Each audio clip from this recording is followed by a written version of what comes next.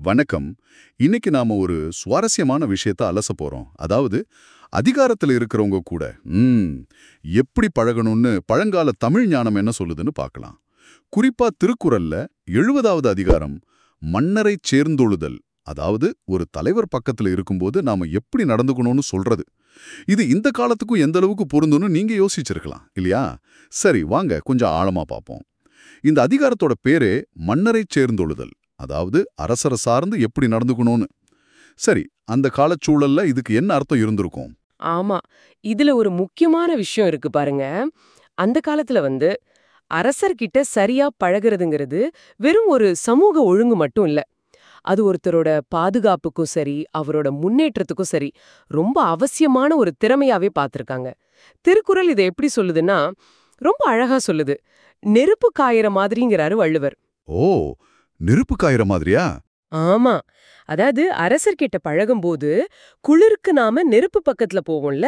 ஆஹா, ஆமா. அப்போ ரொம்ப தள்ளியும் நிக்க மாட்டோம், குளிரும். ரொம்ப கிட்ட போனா சுட்டுடும். ஆனா கரெக்ட். அதே மாதிரி அந்த சரியான இடைவெளியில பழகணும்னு சொல்றாரு. அந்த சமநிலை ரொம்ப முக்கியம். ஆஹா, அந்த நெருப்பு ஓமை ரொம்ப அருமையா இருக்கு. அப்போ இது வெறும் பயம் கலந்த மரியாதை இல்ல, இது ஒரு கவனமான அணுகுமுறை, ஒரு திறமை தேவைன்னு சொல்லுது, அப்படித்தானே? கரெக்ட். மிக சரியா சொன்னீங்க. சரி, அப்போ இன்னைக்கு ஒரு ஆபீஸ்ல நம்ம மேனேஜர் கிட்டயோ இல்ல ஒரு பெரிய கஸ்டமர் கிட்டயோ பழகும் போதும் இந்த நெருப்பு காயற டெக்னிக் யூஸ் ஆகுமா? அந்த சரியான இடைவெளி? அடுத்து படிநிலை அமைப்புகள், அதாவது இந்த ஹையரார்கிக்கல் ஸ்ட்ரக்சர்ஸ் இருக்கிற எல்லா இடத்துக்கும் பொருந்தும்.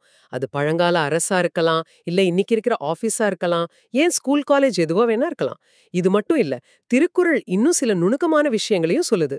ஓ, அப்படியா? என்ன மாதிரி? உதாரணத்துக்கு, தலைவரோட மனநிலை என்னன்னு தெரியாம எதையும் செய்யக்கூடாது, பேசக்கூடாதுன்னு சொல்றாரு. அப்புறம் அவருக்கு ரொம்ப பிடிச்சதையே நாமளும் பிடிச்ச மாதிரி காட்டிக்க கூடாதுன்னு சொல்றாரு. ஆஹா, இது நிஜமாவே இன்னைக்கு எவ்வளோ பொருந்தது பாருங்க. சரியான நேரம் பார்த்து பேசணும், ஒரு விஷயத்த கேட்கணுங்கிறது எவ்வளோ முக்கியம் நம்ம உறவுகளை காப்பாத்திக்க. ஆ தலைவரோட மூடு எப்படி இருக்குன்னு பார்த்து, அந்த சமயோசித புத்தி தேவை. ஆனா ஒரு சின்ன சந்தேகம். எவ்வளோ கவனமா ஒருத்தரோட மனநிலைக்கேற்ப அப்படி நடந்துக்கிறது கொஞ்சம் முகஸ்துதி பண்ற மாதிரி இல்ல கொஞ்சம் மனிப்புலேட் பண்ற மாதிரி ஆயிடாதா? நேர்மைக்கும் இதுக்கும் என்ன வித்தியாசம்? இது ரொம்ப நல்ல கேள்வி. திருக்குறளோட நோக்கம் சாப்லுசி பண்றதுக்கு வழி சொல்ற மாதிரி தெரியல.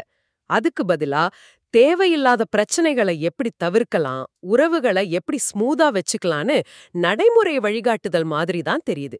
உதாரணத்துக்கு இன்னொரு குறள்ல சொல்றாரு பாருங்க, ரொம்ப பழக்கம் ஆயிடுச்சுங்கிறதுக்காக தகாத விஷயங்களை செய்யக்கூடாதுன்னு. ஓ, அதாவது தலைவர்கிட்ட நல்ல பழக்கம் இருக்குன்னு நாம வரம்பு மீறி நடந்துக்கிட்டா அதுவே நமக்கு ஆபத்தா முடியும்னு எச்சரிக்கிறாரு. அப்பா, அப்போ இது ரொம்ப கவனமா ஆட வேண்டிய ஆட்டம்தான் போல. மரியாதையும் காட்டணும், அதே சமயம் அந்த நெருப்பு மாதிரி சரியான டிஸ்டன்ஸ் மெயின்டைன் பண்ணணும். அவங்க மூடு பார்க்கணும், ஆனா ரொம்பவும் வலிஞ்சு முகஸ்துதி பண்ணிடக்கூடாது, வரம்பும் மீறக்கூடாது. ஆஹா. ஆமா ஆமா. இது ஒரு கலை மாதிரி தான். அதிகாரத்துல இருக்கிறவங்க கூட பழகுறதுக்கு ஒரு விழிப்புணர்வு, மரியாதை, அப்புறம் அந்த சூழலுக்கு ஏத்த சமயோசித புத்தி, இதெல்லாம் தேவைங்கிறது தான் இதோட சாரம்.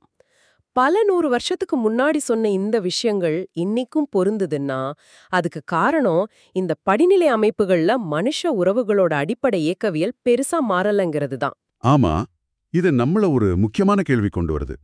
இந்த அருகாமை கலைன்னு சொன்னீங்களே, தி ஆர்ட் ஆஃப் ப்ராக்சிமிட்டி, இதை இன்னைக்கு உலகத்துல நீங்க எப்படி பார்க்கறீங்க? அதிகாரத்துல இருக்கிறவங்க கூட பழகும்போது இந்த பழங்கால ஞானத்திலிருந்து அந்த கவனமான இடைவெளியா இருக்கட்டும், மனநிலையை அறியிற திறனா இருக்கட்டும், இல்ல வரம்பு மீறாம இருக்கிறது, இதுல எது உங்களுக்கு ரொம்ப பொருத்தமானதா இல்ல எது கொஞ்சம் கஷ்டமா இருக்குன்னு தோணுது? இதை பத்தி நீங்க கொஞ்சம் யோசிச்சு பாருங்க. கேட்டதுக்கு ரொம்ப நன்றி.